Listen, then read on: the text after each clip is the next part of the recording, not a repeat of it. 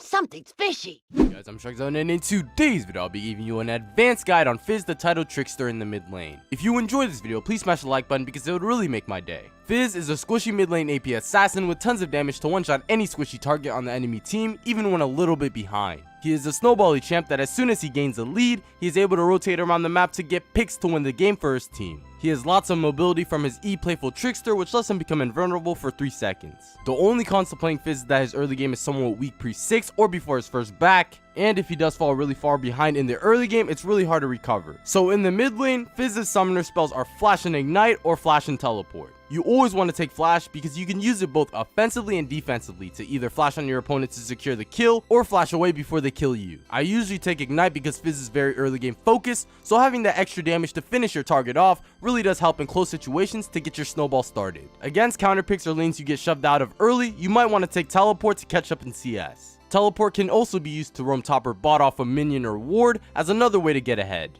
Ignite is more towards the early game duels, and Teleport is more towards the mid to late game split pushes, and I would really never take one every single game, but I would switch it based off of situation. So really quickly to go over Fizz's abilities, Fizz's Q is a simple dash ability that's usually used as a gap closer. Fizz's W is an ability that resets if used to kill a minion or champion, but deals lots of bonus damage for the first auto. After the first auto, it adds little bonus damage to each auto for around 4 seconds. Fizz's E Playful Trickster is an ability where Fizz jumps in the air for 3 seconds, become invulnerable, then flops down dealing tons of damage, which is most commonly used as the best source of wave clear. If you double E and don't wait for yourself to naturally fall, it deals half damage and the area splash damage is less. Your ultimate ability, Chum the Waters, is a ranged ability where you throw a shark and the further it goes, the bigger it gets, and the hitbox. The further it goes, the more damage it is able to do, and this is the most common tool on Fizz and is essential to your one-shot combo when it comes to landing it. This ability right here is the hardest to get the hang of because the hitbox is really small and doesn't stick to your target when it's near it. It has to be a direct shot onto your opponent to land, and is very difficult to learn because it's pretty slow when you throw it. Your passive Nimble Fighter is pretty much useless in my opinion because what it does is makes it so that you can walk through minions easier and take less damage from autos, which is somewhat helpful in the early game in the laning phase. Your skill order max is REWQ because your ult is the most powerful ability, then E because it's their most damaging spell, and wave clear, then W because it adds extra damage to your autos, then Q because you really only use it for a gap closer and nothing more. So now let's talk about your laning phase. Generally, what you should start in matchups is Corrupting Potion, but if you want to get risky, go Dark Seal. Almost always, until you hit level 3, you always want to play safe and never fight your opponent and try to CS. Since most players start Corrupting Potion, you usually want to play safe till you pick up your first AP item. When you notice the enemy steps out of position, in many situations in the early game pre-6, you will lose long trades but win short ones. Going for short trades is a great way to set up ganks for your jungler, and maybe even a solo kill if you have the opportunity to. Really, pre-6, all your goal is to farm as much as possible so you can back and pick up Dark Seal or Duran Ring. After you back and pick up Dark Seal, you want to go for mini trades because Fizz isn't actually half bad with just a little bit of AP. Do simple in and out trades to hopefully chuck them from 3/4 HP from full. Once you hit level 6, you can all in your opponent pretty easily as long as you land your ult mid to full range. If your enemy has exhaust, use your E after your ult so that way they can't exhaust you so you can do your one-shot combo. Every time you have your ultimate on Fizz, you always want to do something around the map like roam or go for kills on your mid lane opponent. After you finish your Hextech Revolver or Sheen, this is where you're pretty strong in the early game and you can one-shot any enemy squishy target easily. I highly recommend roaming after you turn 6 because it is really easy to kill another lane because you have a level advantage on top of them and your ult is a really easy engage tool.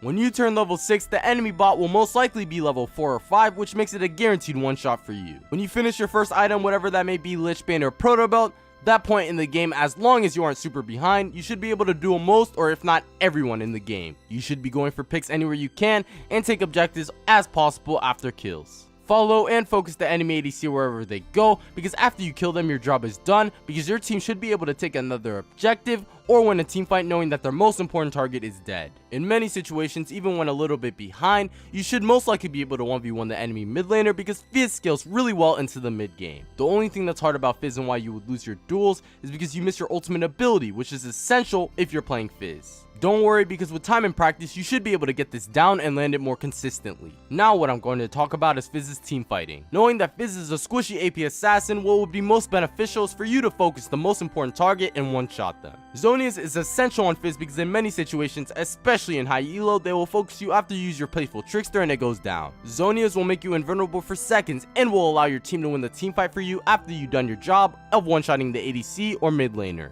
Flanking from the side of the team fight is another tactic that I've talked about in my Fizz tips and tricks video for team fighting. That will help you have a guaranteed engage onto the target you want to kill. As long as you have their backline focusing you for the whole team fight, I'd say your job is well done. Never ever focus the frontline tank or people you do no damage to, because that is a huge waste of time. Alright guys, now I'm gonna round this video out with the runes and item builds you should go on Fizz. So if we're going to talk about runes, there are 3 keystones you have to worry about, which is Dark Harvest, Electrocute, and Predator. You can go the standard precision in the secondary tree for more damage, but in my opinion it is way better to go sorcery for the Water Walk and Transcendence. Water Walk helps you roam bot way quicker, and Transcendence will let you get cooldown reduction over time in the game. Most commonly you take Electrocute on Fizz because it adds extra burst damage, but Dark Harvest is just another version of Electrocute, but it scales harder into the game. Predator is a great keystone if you are looking to roam a lot and add pressure that way. Each of these keystones have their own pros and cons, and the only way for you to choose is by you playing more games of Fizz. Personally, I choose between taking Ignite and Predator, or Teleport and Electrocute as a little trade-off of which damage does what. As for the build you go, the build on screen is probably the most recommended build you could do, but there are a lot of variations you will figure out when you play Fizz. This build gives a lot of damage and utility, which is key when you play Fizz. Anyways guys, I really hope you enjoyed that video, and if you did, please smash the like button because it would really help me out a lot. If you haven't, make sure to follow me on twitch.tv where you can watch some of these videos live. Comment what you want to see next and subscribe to see more like this in the future. I'm Shark Zone here with another video, and I'm out. Peace.